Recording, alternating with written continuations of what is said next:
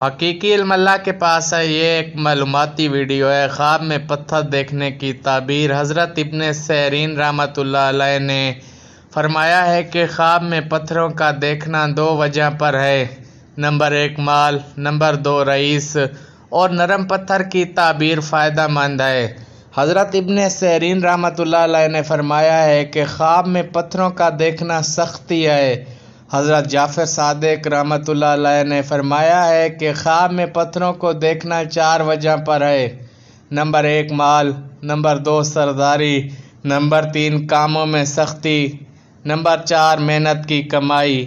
اور اگر کوئی خواب میں سفید پتھر دیکھتا ہے تو دلیل ہے کہ نفع اور حکومت حاصل ہوگی اور قوم کا سردار ہوگا۔ اور اگر دیکھے کہ اس نے سفید پتھر لیا ہے، دلیل ہے کہ خوش خلق رئیس سے اس کی محبت ہوگی اور اس سے نفع پائے گا۔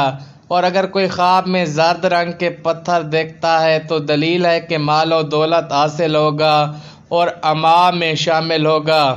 خواب میں سبز و نیلا پتھر دیکھنا غیب سے ہدایت پانے کی طرف اشارہ ہے اور دین میں بزرگی حاصل ہوگی۔ خواب میں سیاہ پتھر کا دیکھنا دین میں ترقی ہونے کی دلیل ہے۔ اور اگر دیکھے کہ اس نے سیاہ پتھر لیا ہے، دلیل ہے کہ اس کی عرب کے رئیس سے محبت ہوگی۔ سرخ پتھر دیکھنا حکومت سے یا کسی عورت سے مال و دولت حاصل ہونے کی علامت ہے۔ اور اگر دیکھے کہ اس نے سرخ پتھر لیا ہے، دلیل ہے کہ مفسد سردار سے اس کو آرام پہنچے گا۔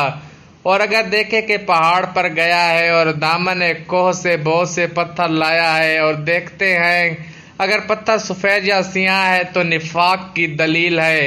اگر دیکھے کہ پانی کے نیچے سے پتھر جمع کیے ہیں، دلیل ہے کہ مکر اور ہیلے سے مال جمع کرے گا۔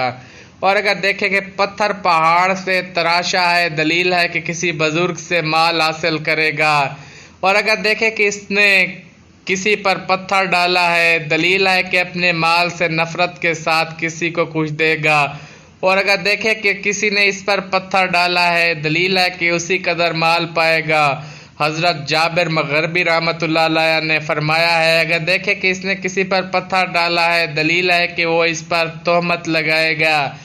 تو یہ خواب میں دیکھنے کی تعبیر ہم نے آپ کے ساتھ بیان کی ہے۔ اگر آپ نے کوئی خواب دیکھا ہے اور تعبیر جاننا چاہتے ہیں اور اس خواب پر ویڈیو بنوانا چاہتے ہیں تو کامنٹ باکس میں اپنے خواب کو ضرور بیان کریں۔ اور اگر ہماری ویڈیو اچھی لگے اور آپ کو خوابوں کی مزید تعبیریں چاہیے تو ہمارے چینل کو سبسکرائب کریں۔ اللہ تعالیٰ آپ کو دنیا اور آخرت میں خیر کثیر عطا فرمائے۔